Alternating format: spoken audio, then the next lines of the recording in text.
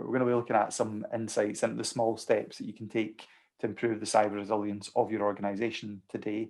I also like the title, How Do You Eat a Cybersecurity Elephant One Piece at a Time?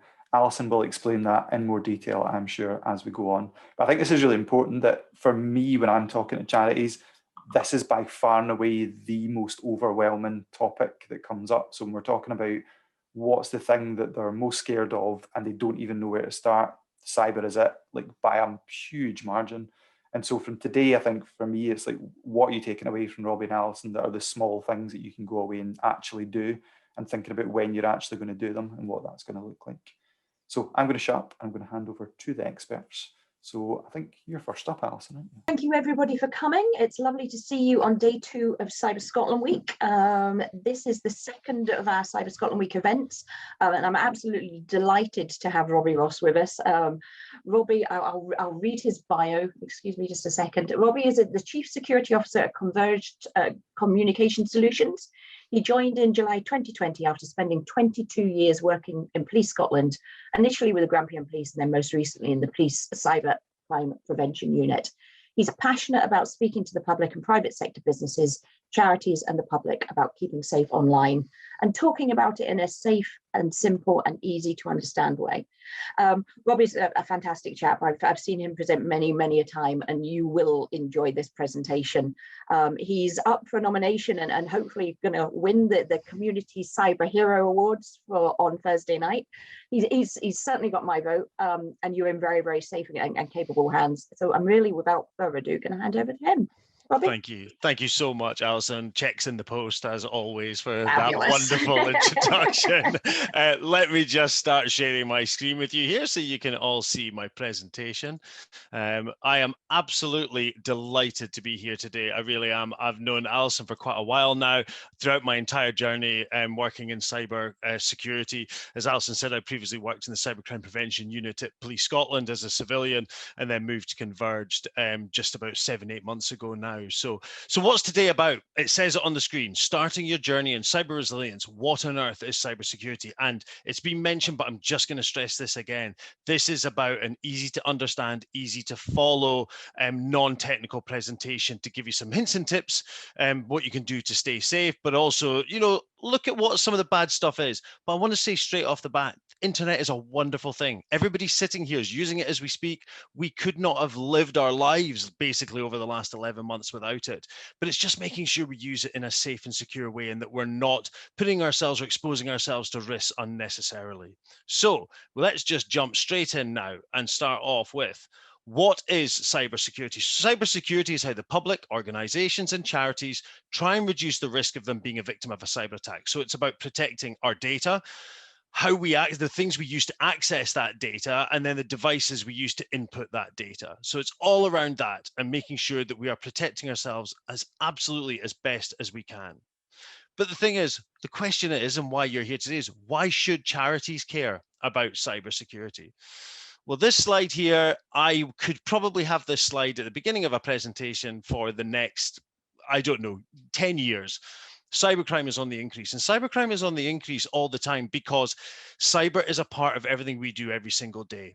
And it's also on the increase because at the bottom end, it can actually be relatively straightforward for cybercrime to be committed.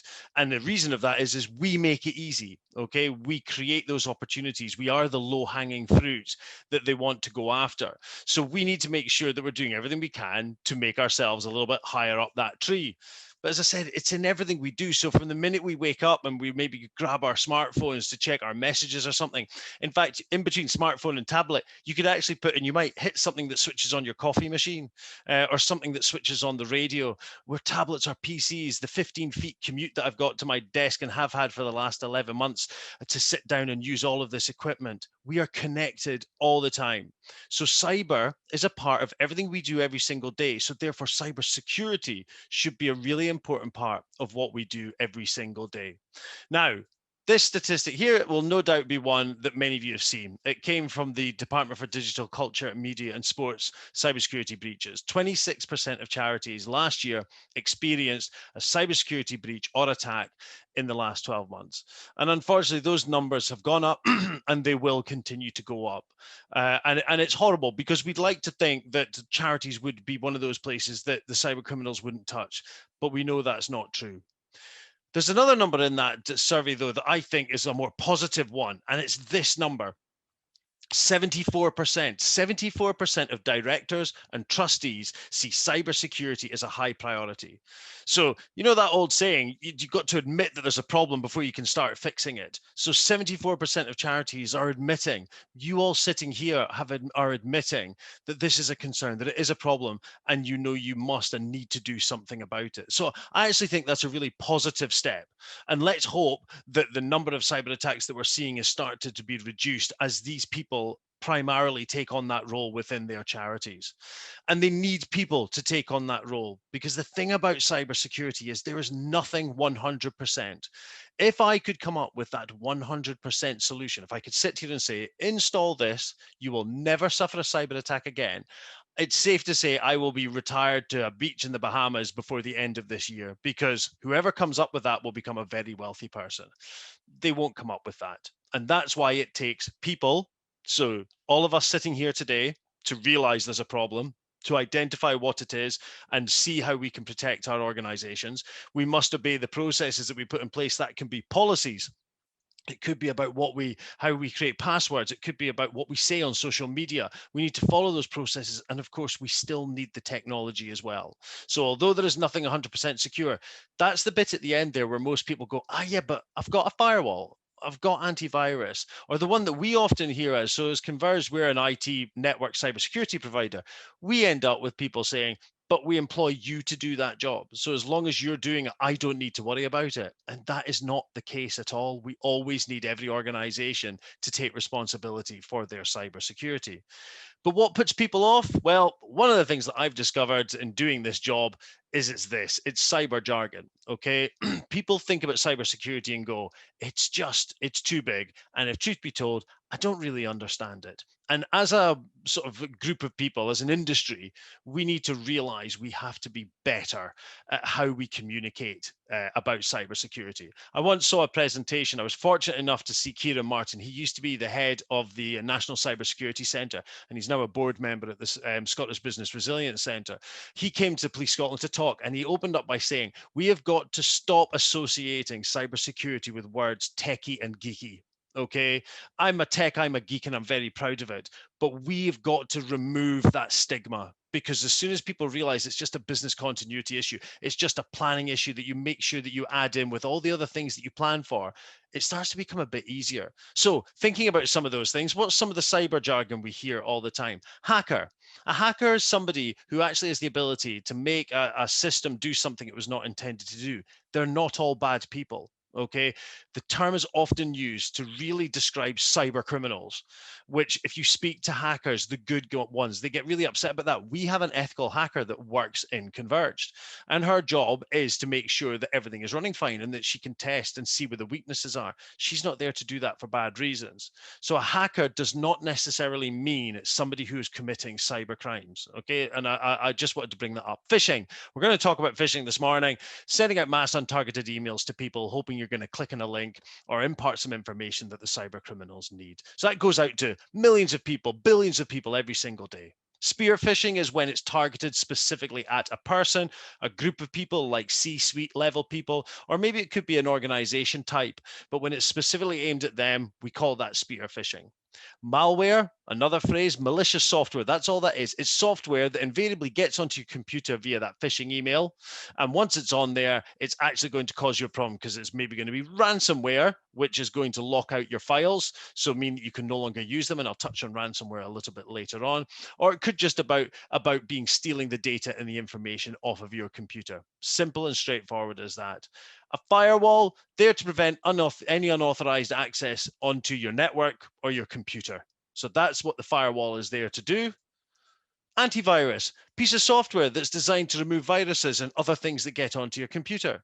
So again, working in tandem with Firewall, there's that part of that technology that's building that wall around you. But again, we've all had those emails, those phishing emails land in our inbox. So we know from our own experiences that they are not perfect. And that's where the people still come in and play an important role. Patching, classic example of using a word that we don't really need to use, updating software. So make sure that the software you run on your smart devices, on your computers, on your networks, and all those things is kept up to date so that any little holes, any little vulnerabilities, virtual vulnerabilities that are found in there cannot be exploited by cyber criminals. But patching is just literally putting a patch over that hole. But it's updating our software. Simple as that.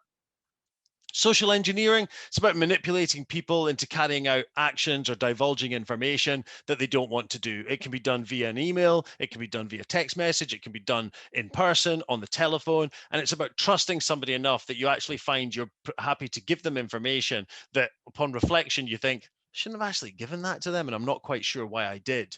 And sometimes you might have found yourself saying something and thinking afterwards, I don't know why I said that.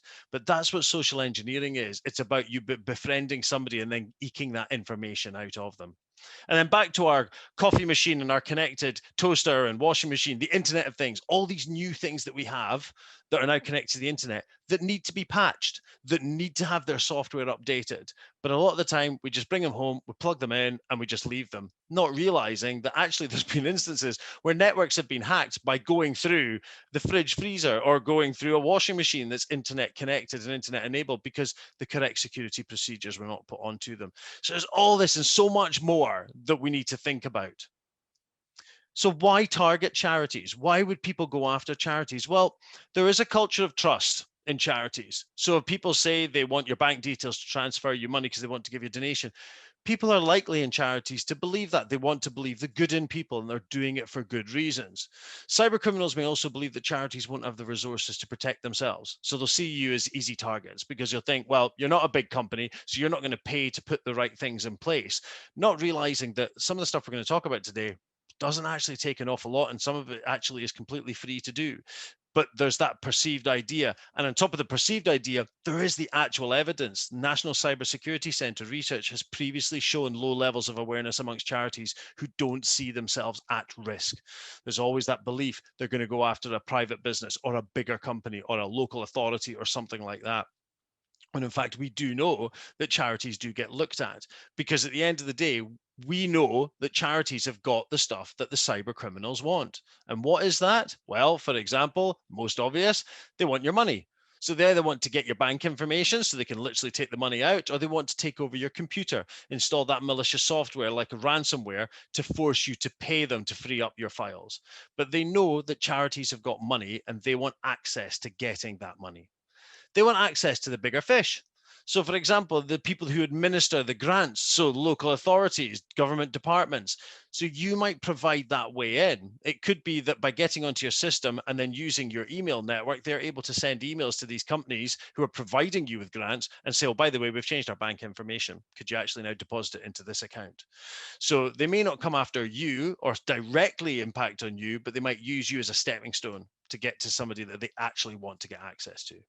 They want your information. They want information about your charity, the staff who work there, personal details, names, email addresses. They want information about your beneficiaries as well. So in your address book, they want to go after the people that you work with. They want to go after the people that you deal with on a day-to-day basis who give you money to help you continue to do the wonderful work that you do. So people, that's what they want. Now, you take the word charity out of that and put in a business. Businesses have all of that as well. So you can see the similarities between what businesses have and what charities have, and therefore why charities are equally as at risk or deemed to be equally at risk compared to a business. So how are they attacking you? Well, it won't surprise you, and I've already mentioned it here already. It's using phishing. And here's a statistic that brings into sharp focus why they use phishing. 91% of all cyber attacks begin with a phishing email to an unexpected victim.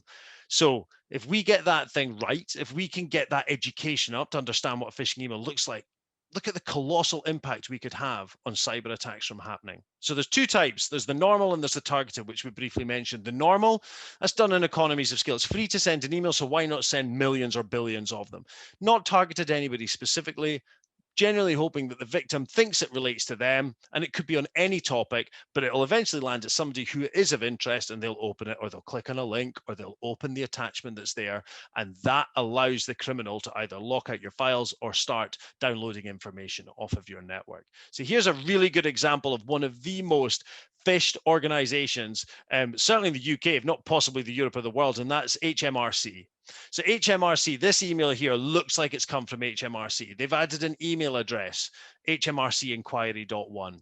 So we know here that's not an HMRC email address, but to a lot of people, they'll just go, well, it's got those 4 letters, HMRC. So it must be, not realizing how easy it is to set up an email address that can include any information in it. So that's who they've made it look like it's come from. They've given it a unique reference number, means nothing, but makes it look official. £765. Who would not want £765 given back to them? So that's, again, it's enticing for you. They've added a genuine gov.uk email signature a bit at the bottom. Okay, so you can see if you click on any of those links, that would actually take you to genuine gov.uk websites. So making it look really realistic. And then finally, nice big URL, get started here. And when you click on it, you end up here, and you can see it's got the branding of HMRC. But you'll also notice it asks for your personal information as well as your mother's maiden name, which is quite an unusual thing to ask for when they want to give you money. And of course, the reason is we use that as a password reset question. So once they've got all the rest of that information, just as a last thing to say, let's just see if we can get them to give us that information as well. And of course you do. So now they've got all your information, they can go after other accounts, bank accounts, or whatever, and try and reset your password using the information you've given them there. If you get this far, what I actually want you to do at this point, if you do nothing else, is look at that URL at the very top, because you will see that the web page that you've ended up on ends in the very first bit, ignore everything after the slash, but .com.cn. That's a Chinese website. Okay, that is not HMRC's website, which is this one. If you'd hovered your mouse over the get started on the left-hand side, you would have seen that URL and hopefully would have gone, I'm not clicking on this. The other thing that's really important to point out, which would have stopped all of this in its tracks, HMRC will never contact you via email to tell you that you owe them money or that they owe you money. Okay, they're not going to text you to tell you, they're not going to call you to tell you, it will come via letter. All right. And what they're actually now doing, because I had this recently, I had an email from HMRC and it specifically says there are no clickable links in this email. So they're actually now saying, we know that this has been a risk in the past, so we've removed that risk. There's now no clickable links. Here's another one from NatWest. Not assigned to anybody. They know you, so why have they not put your name in there? They put some urgency in there. They're going to terminate your bank account, which puts a bit of fear into you. So you're going to think, I need to deal with this quickly, and I better click that lovely big review and update link there and see where it's taking me. This time, I don't want to show you where it's taking you. This time, I want to show you where it's come from to show you another way that they're able to convince people. So previously, HMRC, they used the letters HMRC to make it look like a legitimate email address. On this occasion, it looks like it's from a real NatWest bank account email address, but if you look closely, you will see it is from natvvestbank.com, because of course, stick the two V's together and you get a W. And our brains are very clever and they might just skim over that and go, yeah, that's a W. Hopefully our brains are also clever enough to go, actually, that's two V's. But it's just another example of how they're able to do this and trick us into believing that what we're looking at is something genuine. So that's the mass untargeted. Then we've got the targeted, where it's looking for areas of weakness to get specific people to click on a link and compromise their accounts. The important thing here is anyone can get caught by this. If you do enough research, have enough information about somebody, you will almost definitely be able to craft an email that will get that person to click on it. Chances are, though, a lot of the time, you don't have the time because these people still have bills to pay. So they need quick, easy access to money. They're not going to go after things that take months and months and months of planning, when all you want to do is you can go and get after a few people in one quick succession and get a few £100 or dollars here, here, here, and here, and combine it all to give you quite a good payoff. So this is often aimed, as I said, at C-suite level, people that work in finance. Here's a classic example where somebody has been specifically targeted asking for the information to be done before 4 o'clock today. There's that urgency. This is the information I need you to do. And they've done that by being able to convince the person, Colin, that Doug is the same person they work with. And so how do you get around that? Well, this is what we're going to look at now. What do you do when you get these phishing emails? First of all, be suspicious. Okay, be suspicious of things, particularly the urgent ones, the ones that are putting a bit of fear into you, and of course, the classic something for nothing ones, the too good to be true ones. If in doubt, use a trusted number and speak to a trusted contact to verify any change of details, particularly when it comes to banking. Okay. Don't click on links or attachments that are contained in the email, because that's of course what they want you to do. And do not reply, because sometimes it can be an innocuous looking email and it might not even have any links or attachments. You reply, they then know I've got this person. Now I will start my campaign and I'll drop in the email that's got the infected link in it or the infected document. So do not reply, do not forward, okay? Take a screenshot if you want to, but do not forward it. By all means, share it. Especially share it so that you say to people, I've recognized this as being phishing, but just in case anybody else hasn't, I just want to make you aware I got this phishing email. But don't send the genuine email on, just in case there are links or attachments that people might inadvertently click on. When you've done that with it, delete the message, okay, once you've told others. And part of telling the others is about reporting it. Now, many of you might have IT companies that you work with who will tell you, you can report that to us and we'll give you a special email address. But for everybody else, I would say, make sure you send it on to the National Cybersecurity Centre Suspicious Email Reporting Service. That is as simple as getting the email and going, I'm not happy with this, click forward, send to report@phishing.gov.uk. You'll get a reply email thanking you very much. NCSC will investigate that email. If it turns out it's legitimate, no harm done. But they have taken down thousands of fraudulent websites because of members of the public sending those phishing emails onto them. Report@phishing.gov.uk. I am sad enough now that I actually go into my junk folder where they've hopefully most of them have been put, and I'll find them and I fire them there as regularly as I can because they need that information. I might not have get caught by it. I want to make sure nobody else gets caught by it either. So report it. How else do they attack you? I'm not big fans of this smishing and vishing. Smishing is basically vishing via text message, and vishing is phishing via voice, so via telephone. So very quickly, smishing, here's some classic ones that have been going on recently. Unusual activity in your bank, log in here. We're giving you a free iPhone 11 to help you spend time at home because of COVID. Or one of the main ones there is about the payment to people to help you get through COVID, and it's part of the government's promise to keep everybody safe so you don't go outside, stay at home and spend the money we're giving you. All completely bogus. These appeared within days of COVID and lockdown and the announcement of the financial help. We then have seen them develop into the latest ones, which are telling people to book here for your COVID jab or pay to beat the queues and get your COVID jab early.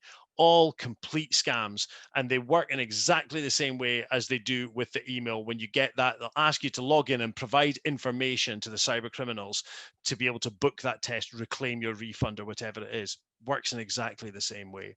You can actually report those as well. Those you can copy and paste into another text message and send to Ofcom to 7726, which for those of you that remember the old days when you used to have to push the one key, twice to get the letter B, 7726 spells the word spam. So that picture on the left there of the Lloyds, that was a genuine, that's a genuine picture of one of the scams that I got. I don't bank with Lloyds, and they obviously, if you look at it, lloyds.security-team-report.com, they wanted me to click on that link. So again, somewhere else you can send these things to. Vishing, so that's phishing via telephone. So you ever had that one where they voice, you pick up the phone, it says, this is Microsoft. We've detected your computer's running really slow and we want to be able to help you out.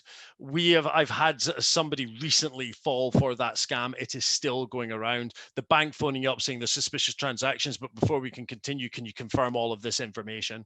I was speaking to your financial director, I want to invite them to an event. Can you give me all this information about them so that I can send the specifics to them? This is obviously something that happened and close to the heart of the charity network when that happened at Highland Hospice, with a bank phoning up claiming to be, somebody phoning up claiming to be from the bank, and the personal financial information gets handed over and a lot of money was lost. But just to show, for example, in the Highlands, that wasn't just one organization. In 2017, July, 2.5 million stolen from businesses in the Highlands.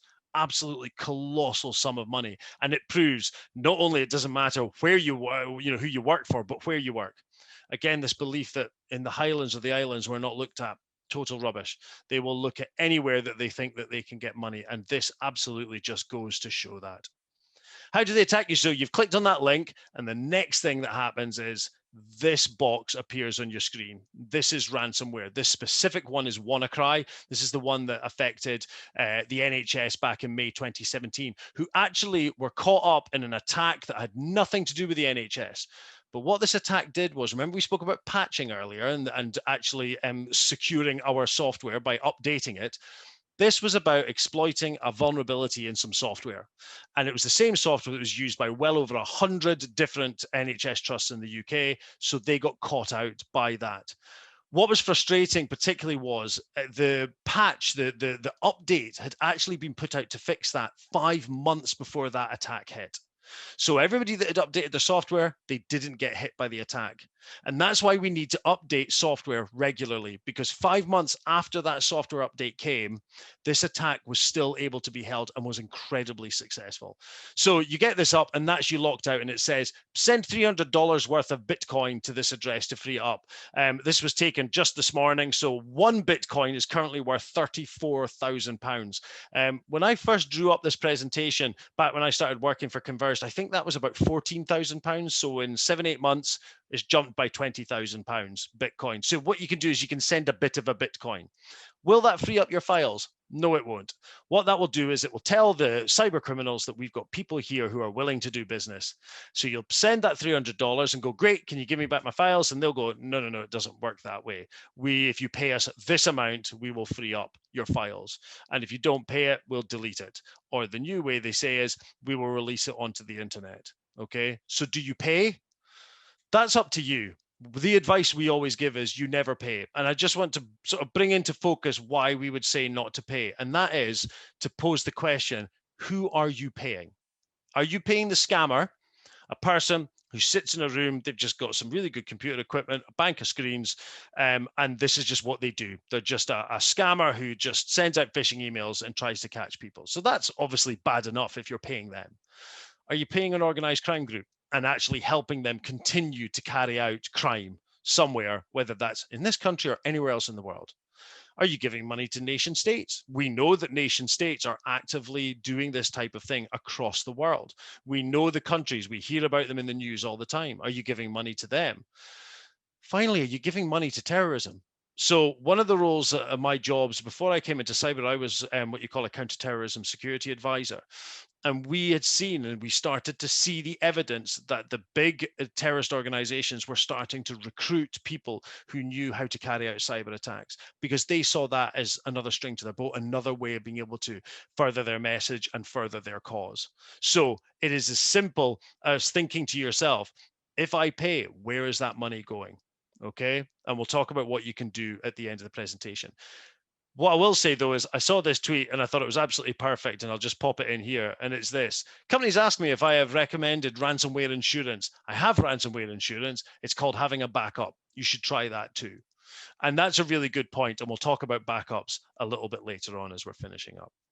So how could a cyber attack affect your charity? So 3 particular ways that it could, and it's not going to, you don't need to be a cyber expert to work these out. Obviously, it could have a negative impact on the reputation of your charity. It could then lead to a loss of donors. So people who were with you then believing they're not safe, their data is not safe, so they leave, or you don't win new donors because they don't think that you can give you the information that they want, that it's going to be held secure. And then there's a loss of revenue, and that's through the financial loss and the reputation.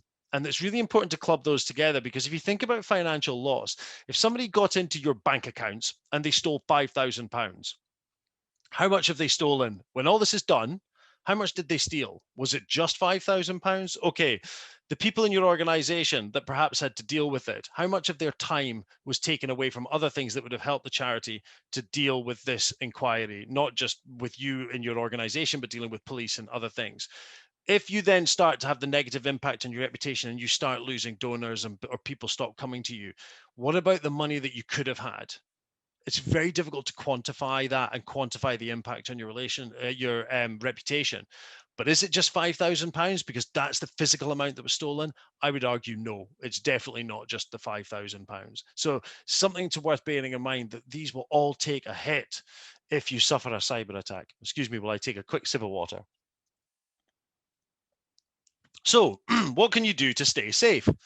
There are 5 things that the National Cybersecurity Centre points out that you should do. So one, you got to look for and watch out for the signs of those phishing attacks. Okay, those suspicious emails, the unexpected emails that turn up in your inbox, and make sure that you report them. You want to be protecting yourself from malicious software. That firewall that we spoke about earlier on. Also the controlling of downloading of software. So in many organizations, when they set up their account and you've got full access and you can download whatever software you want onto that computer that you're doing your work on, you can control that, and you should control what people can download, and also the use of USBs, because the amount of ransomware, the amount of malware that can get carried around inadvertently on infected memory sticks can be horrendous. It can be really bad. And if truth be told, if I wanted to get into a company, one of the first things I would attempt to do is I would drop some memory sticks around the car park. A company I worked with did that. 4 memory sticks dropped in their car park. They wanted to see what people would do. All 4 memory sticks got picked up that morning as people arrived for work. 2 people handed them into security. The other 2 people took them through their very expensive physical security to their work desk, plugged them in, without even thinking what was on them. What it did do was it ran a command which showed them that they'd been caught out in a test, and IT were standing next to their desk within about 5 minutes or so, wanting to know why you plugged a memory stick that you'd found on the ground into the network, and pointing out the dangers of that. So USB sticks, very important. Keep your smartphone, your tablet safe. Many of you will probably use iPhones, for example. Apple released an update recently, 14.4, that contained several really important security fixes because of some flaws that were found in their software. That's why we update our software. Don't connect to unknown Wi-Fi. Don't do any type of business when you're in a coffee shop.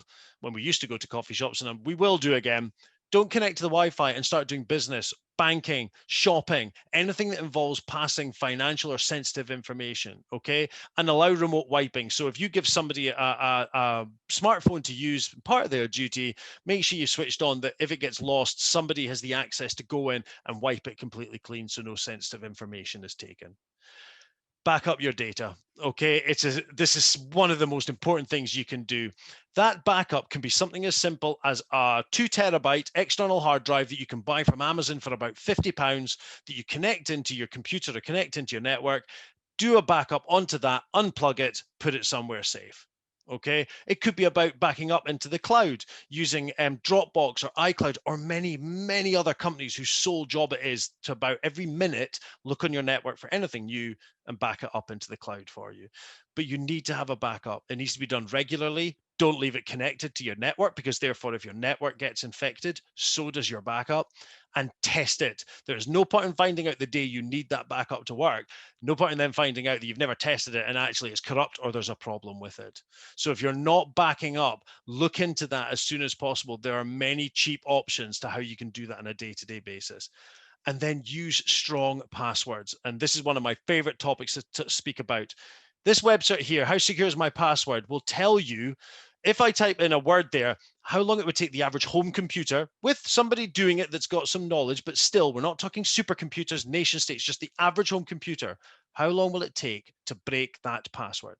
So if I use the place where I was born, in this case, Scotland, it's going to tell me that the average computer will take 22 minutes to break that password. Clearly, that's not a very good password, even though I did put a capital letter at the beginning. If I chose my favorite sports team, where I've got 3 capital letters in, it's going to take 1 month. Okay, it's getting a little bit better. And you might think 1 month is actually not that bad. Then we've got our 10 random numbers, characters, letters, uppercase, lowercase, 5 years. So again, that's pretty good, actually. 5 years is starting to get to something that's, a little bit secure. What if I told you that if you just took 3 random words and put them together, you could make the most secure password imaginable? And to prove that point, table, window, garden, 20 trillion years. And all that is where I'm sitting here, I have a table, I have a window, and outside I can see my garden. So all I did was put those 3 words together, and you can change the order, whatever. You can add numbers, you could add capitals, but it doesn't have to be complicated. 20 trillion years to break that. The old phrase of, I don't need to be able to outrun the bear, I just need to be able to outrun you. I don't need all of you to be the most incredibly secure, cyber secure charity or organization you can think of. I just want you to be secure enough that when those guys come looking at you, they go, this isn't worth it. They're very good. We've tried sending phishing emails. Nothing's worked. We're going to move on to the next person. And hopefully the next person's secure and they'll move on to the next one. That's what I want you to do. And something like passwords and passphrases is the way to do it. And we want you to start thinking about passphrases, something that's at least 15 characters long. But you can see from that one I just showed you, how easy was that? 3 random words, we've just shown you that, or the beginning of the lyrics to a song, or even the letters of the words to the beginning of a song. Is this the real life? Is this just fantasy caught in a landslide? No escape from reality. Okay, you might think, I'm never going to remember that. Well, you will. And I'll tell you something else. Before you know it, you'll be sitting at your keyboard typing ITTRLIT as quick as a flash, because you'll use it on a regular basis. So it becomes that muscle memory thing. Yep, you can use different characters, numbers, symbols, but the fact is you don't have to. You just need 3 words that you put together. Using different accounts for different, different passphrases for different accounts, especially when dealing with financial information. We should not be reusing passwords. Don't use personal information. Okay, so that is this. The real life immediately gives away that I am a big fan of Queen. So I'm not going to use Queen or anything related to Queen in my password. So we can get that information. The Aberdeen FC, where I was born, that information is readily available in our social media accounts. So if somebody wants to carry out a spear phishing attack, they just go looking for us and they can start pulling that information out. So we've got to avoid that personal information. Those verification questions, the one earlier on, what's your mother's maiden name? What I want to see and what I'd love websites to start doing is actually what the government have started to do. I had to create an account with the government, gov.uk recently, and I got this thing come up: set a recovery word. Make a note of this word in case you need it in the future. So what that's now saying is, instead of saying, tell us your mother's maiden name, it's saying, write a word in here that you will remember. And if you forget your password, I will ask you for that word and I will use it to reset your password. Okay, it says between 6 and 12. Personally, I would rather have something that was a little bit longer. And there's a little bit there around not containing spaces, when in fact, actually a lot of passwords now allow you to use spaces. And if it can, I would encourage you, because spaces really takes that 20 trillion, starts putting it into quintillion, sextillion, and things like that. And it really does. But this is a brilliant step in the right direction. So we're not using that. What's your mother's maiden name? Where were you born? What was your first car? What was the name of your first pet? We don't want those anymore. We want this. Think of a word, nothing more complicated. So I've asked you to have a long passwords using 3 random words, maybe with special characters, different ones for different accounts, no personal information. You've got to come up with unique verification questions. How do you remember all this? Stick it in a Passphrase Manager. That is an app that you can use on your smartphone, use it on your tablet, on your computer. And basically it's a way of remembering all this information in an encrypted environment. Okay, so it's going to be safe in there, and it's a wonderful way of being able to generate passwords because it will come up with them for you. You can include information in your notes like what's your verification answer to this particular account. I would highly, highly recommend you look at Passphrase Managers. If you've not got one, you can actually get them for business, so you can have one where it's then shared across your teams in a secure environment. So please, if you've not got one, think about getting one of those. And then where at all possible, turn on 2-factor authentication. Okay, what is 2-factor authentication? Something you know and something you have. All right, so what I know is I know my username and I know my incredibly long password. So that's great in itself. That's not bad for keeping my work email secure. But I could add to that. I could say that when I type all that in and I hit enter, I want you to send a code to my smartphone. And only when I open that code, put in that code, do I get access to the website. That's 2-factor authentication. Now, the code in the middle there, that could actually be, there's actually apps that you can use that will generate the codes and you drop those in instead. But my point is this, If you can use it on an online account, use it. If you're not sure if you can, Google the name of the site and add in two-factor authentication. So if you've not set it up on Amazon or LinkedIn or Twitter or wherever it is, your kid's Sony PlayStation account, go and take a look at it, because it's a really simple way of adding an extra layer of protection on top of what you're already using. The other thing I would say to you is train your staff. Okay, organizations have one of the best cyber defense tools they have available to them: you. With the correct education, you can actually be such an incredible asset in terms of keeping that your charity, your organization secure and reducing your security risk. But how do you expect staff members to be able to do that if we don't actually tell them what it is we want them to do? So that's a really important thing to pick up on and say, well, I've watched this today and I found that really interesting, but there's actually another 5 people who work in my charity, and they need to know about this as well. So as Alison said, this is going to be recorded. So get them to come and take a look at it and come and get this same information. The other thing you might want to consider is you might want to consider certification. So if you're to think about the world of cyber, now I'm going to tell you right now, there are words coming up on there that even I don't know what the answer is to those. But there are words there that you will all have seen before and gone, no, I cannot grasp that. This cybersecurity stuff and cyber and the world of computers and technology is not for me. I cannot get my head around it. That's what the beauty is of something like Cyber Essentials. So Cyber Essentials is a government scheme. So it's not been made up by a private company. It's the government who come up with this. And they look at 5 controls that you have within your organization. I'm not going to go through them today. And there's a good reason for that, which I'll touch on in a couple of slides. They will look at your charity and actually say, this is how cyber secure you are just now. If you now do this, this, and this, you will actually get your Cyber Essentials certificate, and you'll be able to stick that logo proudly to say on your website, your letterheads, and go, we take cybersecurity seriously. We have gone through this process to make sure that our cyber controls are in place. And the government have said, if you do even the simple stuff that's in Cyber Essentials, you'll protect yourself from about 80% of the known bad stuff that's out there. That remaining 20% is generally regarded as being the state-sponsored stuff, which if you're involved in that type of work that could come to the attention of state-sponsored activity, that's why we have the National Cybersecurity Centre, who are part of GCHQ. So you work with them and they will help you. But these simple steps, this will uncover how good your cybersecurity is and where the little bits are that you need to just improve it just a little bit. So that's what's great about Cyber Essentials. Cyber Essentials, you do the assessment yourself. Cyber Essentials Plus is where an external body like Converged will come in and look at it for you and just show that you've even taken further steps to show how secure you are. If you wanted to go another step on from that, there is something called IASME Governance and IASME Governance Audited. And that's getting closer to the ISO 27001, the Information Security Management System level, but it's in a far more achievable and cost-effective way. Okay, it also involves Cyber Essentials assessment. It will look at your policies, your processes. It will make sure that you're compliant with GDPR, and it's aligned to the UK government's 10 steps to cyber security.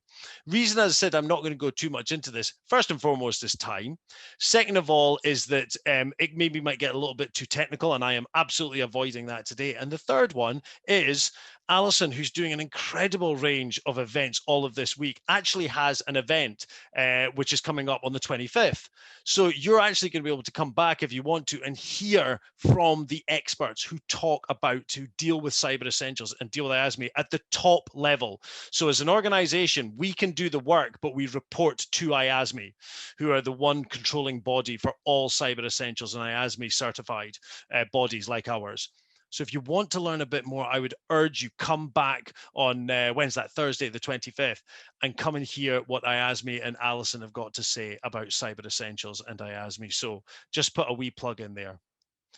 Okay, where can you go to get advice? Well, you're all here because you all are part of this SCVO family, and why would you not utilize that? First and foremost, access to Alison. Okay, everything I'm doing just now is exactly what Alison does, but even better. So you've got access to that right now. you can come to Alison, you can come to SCVO and ask for that help. You can look at the guides they've got on their websites, the policy templates that they've got. They can make sure you get yourself signed up to the Scottish Government Cyber Resilience Bulletin, something that was very special to me when I worked with the police, and I know Alison, absolutely an integral part of the work that she does along with SBRC and Police Scotland. And there's also then the links to really helpful information provided by NCSC, which is all brought together for charities on their website. So SCVO, brilliant, brilliant resource. You can then go to NCSC because they've got these guides and they will help you. Those things I told you about, what you can do, the backing up of data, the malicious software, all that information is on there, and it's going to significantly improve your protection from those common cyber attacks. There's even a response and recovery guide, which if something happens, if the worst happens, you can go straight to that, and it's going to help you straight away to work out what it is you should be doing next. There's also actually a free 30-minute staff cyber training package on there. So you can go on there and get your staff to go on there and do a quick 30-minute light touch basic understanding of cybersecurity. That's available for free right now on the NCSC website. Something that NCSC also developed is something called Exercise in a Box, which is a free online exercising tool, and it's testing and allowing you to practice your response to a cyber attack. So it's based around the main cyber threats: phishing emails, insider threat, home and remote working, which they've added since we've been in lockdown. And they've also created these new micro exercises, responding to ransomware attacks, dealing with phishing emails. How do you use and set up secure passwords? SBRC, the Scottish Business Resilience Centre, are regularly running events. I don't know, they're running a few this week, but they're on every single week for the next, I don't know how many weeks. Get yourself onto the SBRC website and sign up for an Exercise in a Box taster session. So what they're doing there is they're taking you through a session as if you were doing it yourself, but they're helping you and giving you the pointers to understand what it is they're trying to achieve. So I would highly, highly recommend that. And then, as I said, SBRC themselves, so I'm sure you know this, but for those of you that don't, SBRC is a partnership with Scottish Government and Police Scotland and Scottish Fire and Rescue Service. So it's all about offering a wealth of free business advice. But one of the things they are absolutely passionate about at SBRC is cybersecurity. So one of the things they've since developed recently is their new cyber incident response helpline. So that's that telephone number you see on the screen there. So this is there for SMEs and the third sector. So if the worst happens, you can come in, grab your phone that number and say, we've had a cyber attack. What do I do? Okay. They've got people, not just people that work at SBRC, but people from Police Scotland and trusted partners that help with that telephone number so that you can speak to people immediately to find out what you should be doing to deal with the cyber attack that might unfortunately happen to you. So again, SBRC, go and take a look at their website. And very quickly, what do you do if you suffer a cyber attack? Well, first of all, obviously, identify what has happened. Review that NCSC response and recovery guidance. So go and find that, get that looked out now so you've got it. Please consider reporting to Police Scotland.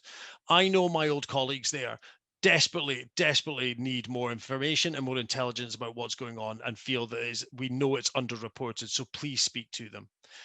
Remember that SBRC helpline. But also bear in mind, if you need to, if you think it's necessary, you might want to contact the Information Commissioner's office within that 72-hour window. And then there's also the OSCAR notifiable event procedure. So I'm sure you'll all be aware of that. From the 1st of April 2016, OSCAR asked charities to respond to them with notifiable events. So something serious, something that's impacting on your charity. So you might want to also consider dropping OSCAR a line as well. When I worked in the police, I saw this. It came from the City of London Police, and it's called Tell Two, Protect Many. And the idea is really quite a simple premise, and that is, there's more than two of you on the call today. But if I tell two people about some basic cyber things that they can do, and then they go away and tell two people, and they go away and tell two people, you don't have to tell a lot of people. It doesn't take an awful lot of time. And you've seen with things like your passwords, they are such simple steps that you can take. You see with the phishing emails, the little things that you can look for that are so easy to identify and stop you from falling victim. The more we spread that, the more likely we are to stop this from happening to other people, as well as obviously to ourselves.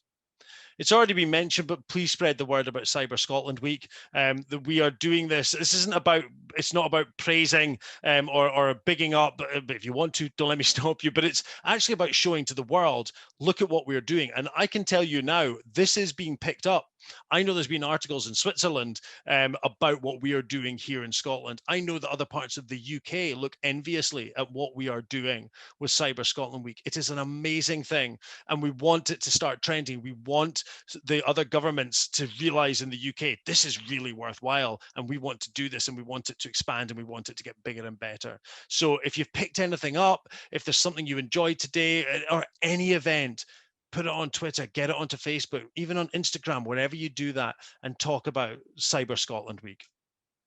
And I'll just finish off there with some contact details and also some of those websites that I spoke about earlier on today with the Scottish Business Resilience Centre, NCSE Oscar, the Cyber Essentials and IASME, and then that Ofcom spam text at 7726. As it's already been mentioned by Siobhan, it's being recorded. It will be available. So if you haven't caught any of this or you've not been able to grab a slideshow or anything like that, don't worry about it. Grab this last page, sorry, don't worry. You'll be able to get it when we're finished. So I know that's a lot. I appreciate I throw a lot at you there. That's because I'm so passionate about giving those first tips, those light touches that you can take away now.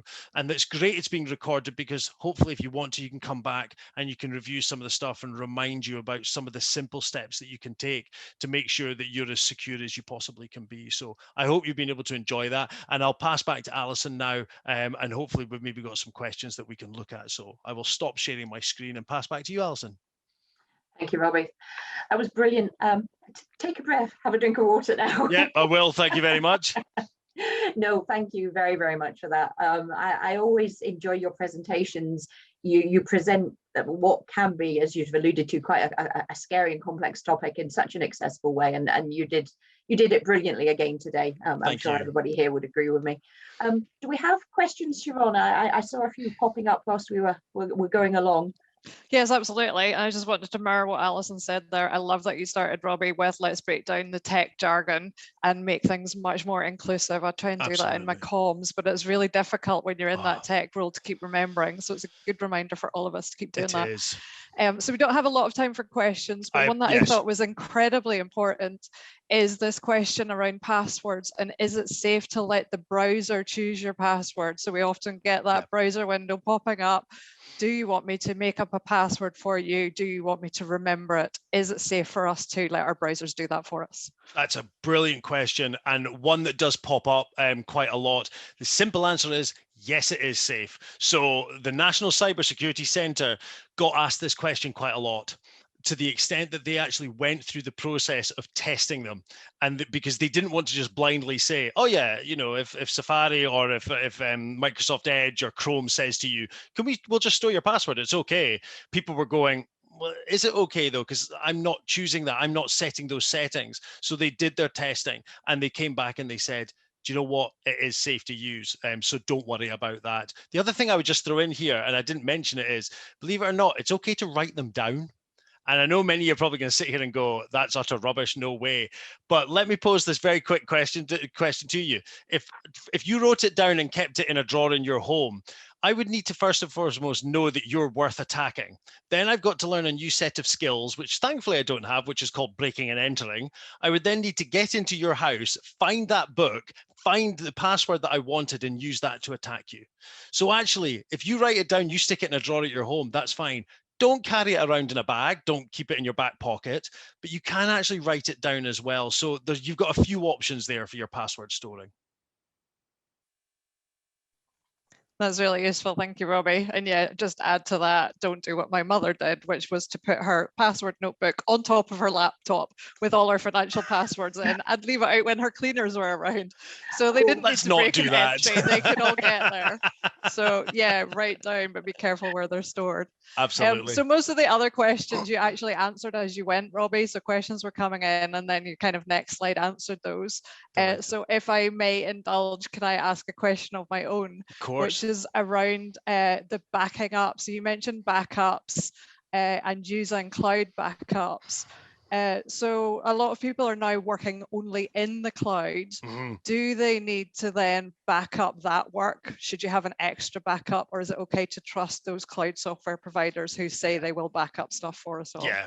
No, absolutely it is. So, I mean, if you're using, you know, you're going to be using one of the big ones. I mean, probably all of us sitting here are using Office 365 probably, and Microsoft, they've all got those backups, and they'll have backups to the backups. So it's part of what you're actually paying for is getting that. And if truth be told, it's been one of the really good things about starting to use that cloud environment where we just use that one place.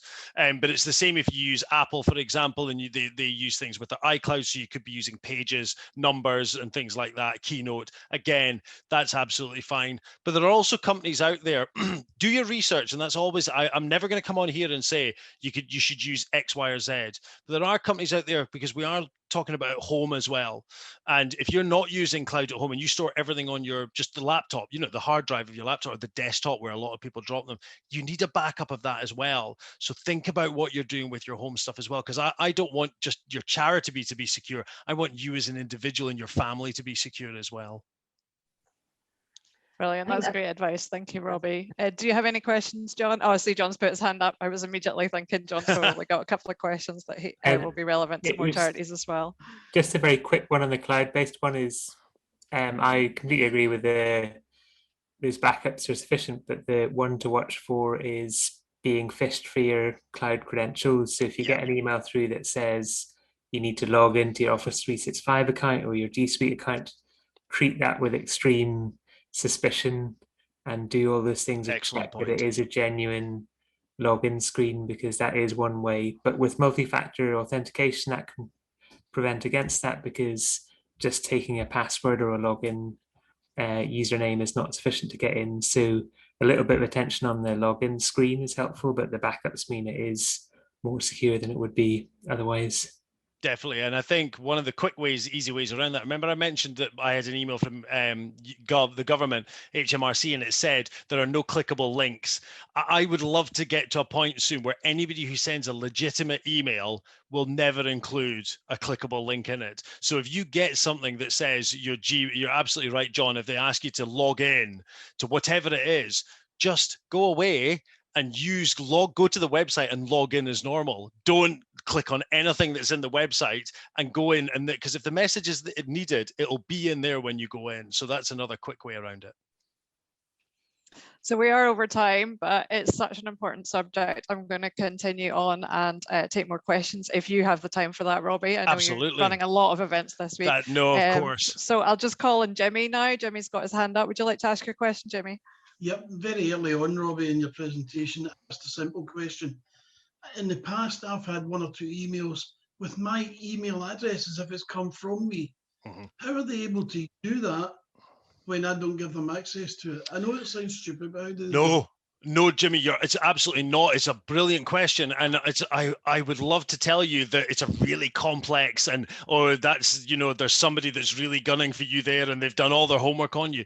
Unfortunately, all our email addresses are out there because of data breaches. That's the problem. So there is a website, Have I Been Pwned? It's so www.HAVEIBEEN.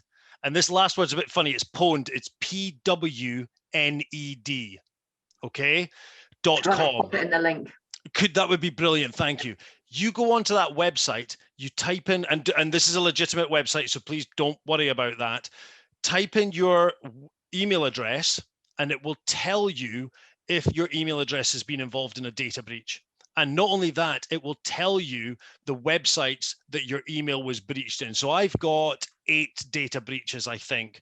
And believe it or not, the last one, I check it regularly. And the last one was a really simple one. It was a Scrabble playing game that I use on my iPhone called Words with Friends. And they have a company called Zynga who makes that game. And they had a data breach, which I didn't know about. And my email address was in it. So I've got 2 choices there. I either ditch my email address and have to start a new one, but I kind of like my email address, just like I like my mobile phone number. So the other thing I do is I go to that website and I change the password straight away. And unfortunately, Jimmy, what will have happened is in some data breach somewhere, your email address will just have been found. And then a simple example of just sending a phishing email to you in the hope that you'll look at it and go, well, if you've got my email address, you must be legitimate. We'll get you to fall for it. It's so easy, unfortunately. Well, the thing is, unfortunate in that I never send myself an email, so I knew that if it came to me, it wasn't me. Perfect. So and that's great. Don't forget that in the future. Just go, I know it's not, I think, because there's no way they could have it. So bin it. Thanks for that. That's a nice insight. Thank you, Jimmy. Brilliant. I think that was, as I said before, Robbie, a fantastic session. Thank you very, very much for doing that.